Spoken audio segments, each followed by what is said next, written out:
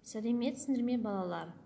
Бүгінгі сабақтың тақырыбы «Менің мысығым ақ». Здравствуйте, ребята! Тема сегодняшнего урока «Мой котенок белый». Жаңа сөздер. Сөздік дәптерге жазып аламыз. Новые слова запишем в словарную тетрадку. Мысық, кот, кошка, қалай, как, мұрты, усы, тырнақ, ногти, когти, тырнайды, царапает. Тағы да бір қайталап шығайық. Повторим еще раз. Мысық, кот, кошка, қалай, как, мұрты, усы, тырнақ, ногти, когти, тырнайды, царапает. Мынау сенің мысығың. Это твоя кошка. Мысықтың түсі қара. Кошка черного цвета. Көзі жасыл. Глаза зеленые. Оның мұрты бар. У него есть усы. Тырнағы ұзын. Когти длинные. Сенің мысығың тырнайды. Твоя кошка царапается. Қайталап оқып шығыңдар. Прочитайте и повторите. Айтылым, устная работа. Бірінші тапсырма. Сұрақтарға жауап бер. Первое задание. Ответьте на вопросы. Мынау кімнің мысығы? Это чья кошка? Сенің мысығының түсі қандай? Какого цвета твоя кошка? Мысықтың мұрты бар ма? Есть ли у твоей кошки усы? Мысықтың тырнағы қандай? Какие когти у кошки? Сенің мысығың тырнай ма? Твоя кошка царапается? Оқылым. Устная работа. Екінші тапсырма. Суреттің орнына қажетті сөздерді қойып, сөйлемді толықтыр. Второе задание. Вместо рисунка нужно поставить нужные слова и дополнить предложение. Например, бірінші сөйлем.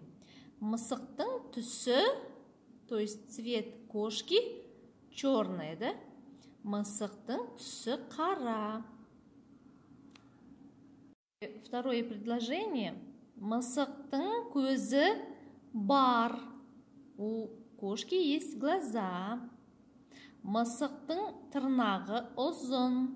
У кошки когти длинные. Айтылым, устная работа. Үшінші тапсырма. Мәтіндегі сенің деген сөзді менің деген сөзбен ауыстырып, өз атыңнан баянда. То есть, третье задание. В тексте есть предложение, слова, которые нужно заменить сенің, то есть твое, на мое. Сенің – это значит твое, менің – это мое. Например, первое предложение. Мынау сенің мысығың. Мы должны написать мынау менің мысығым. То есть это не твоя кошка, а моя кошка. Сенің мысығың қоңыр түсті. Твоя кошка коричневого цвета. То есть вместо сенің мы ставим опять менің. Менің мысығым қоңыр түсті. То есть моя кошка коричневого цвета. Арғарай солай жалғастырасыңыздар. Дальше также продолжаем. Төртінші тапсырма. Бір-біріңнен сұраңдар. Четвертое задание. Нужно спросить друг у друга. Значит, первый вопрос. Бірінші сұрақ. Үйде мысық бар ма? Есть ли у тебя дома кошка? Оны қалай атайсың? Как ее зовут? Оның көзі қандай? Какого цвета глаза? Оның түсі қандай?